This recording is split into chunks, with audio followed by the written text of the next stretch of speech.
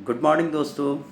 आज मैं एक बहुत ही महत्वपूर्ण टॉपिक पर बात करने आया हूँ। न्यूज़पेपर को जब मैं पढ़ रहा हूँ आजकल देख रहा हूँ कि न्यूज़ में बहुत नीट परीक्षा में असफल हुए छात्र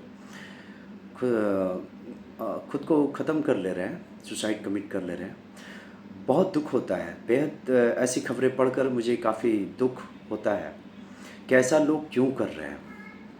नीट की परीक्षा में असफल हो जाना आपकी ज़िंदगी को ख़त्म नहीं कर देता है, आपके करियर के रास्ते बंद नहीं कर देते हैं।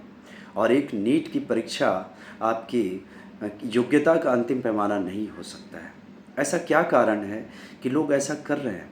मुझे लगता है कि सामाजिक दबाव, माता पिता की उम्मीदों का बोझ और खुद को दूसरे विद्यार्थियों से कमतर आंकना, ये प्रमुख कारण हो सकते हैं।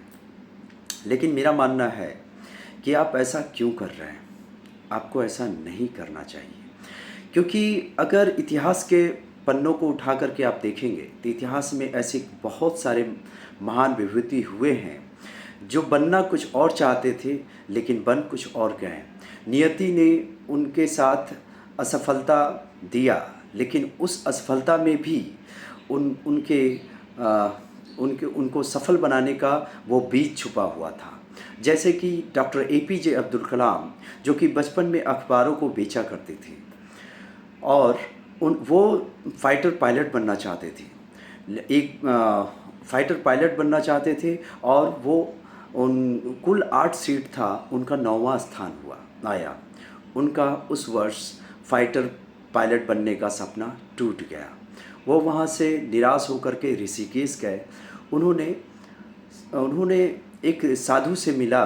वो साधु उनको बोले कि निराश मत हो, जो तुम आज असफल हुए हो, ईश्वर तुमसे कुछ और करवाना चाहता है।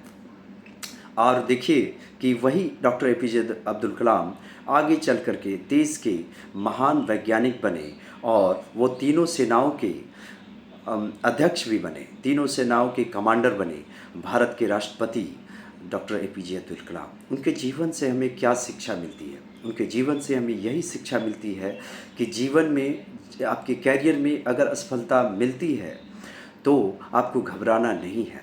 ईश्वर हमेशा याद रखना, ईश्वर हमेशा जो उपहार है, जो गिफ्ट है, वो प्रॉब्लम्स के रैपर में लपेट कर भेजता है। आपको उन प्रॉब्लम्स को हटाना है, तब आपको वो गिफ्ट मिलेगा। क्यों इतना निराश होना? निराश बिल्कुल ना हो।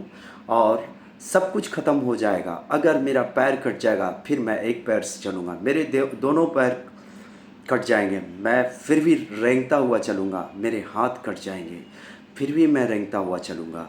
मेरे पास जब तक जीवन है, मेरे अंदर जब तक मैं ज़िंदा हूँ, मैं लड़ता रहूँगा।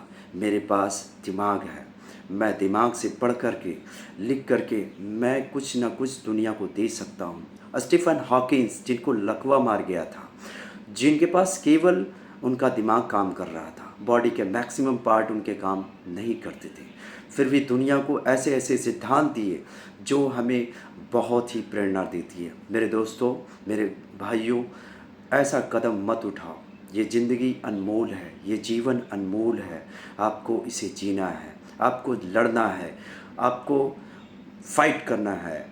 बस यही उम्मीदों के साथ मैं उम्मीद करता हूँ कि आपको ये वीडियो अच्छा लगा होगा।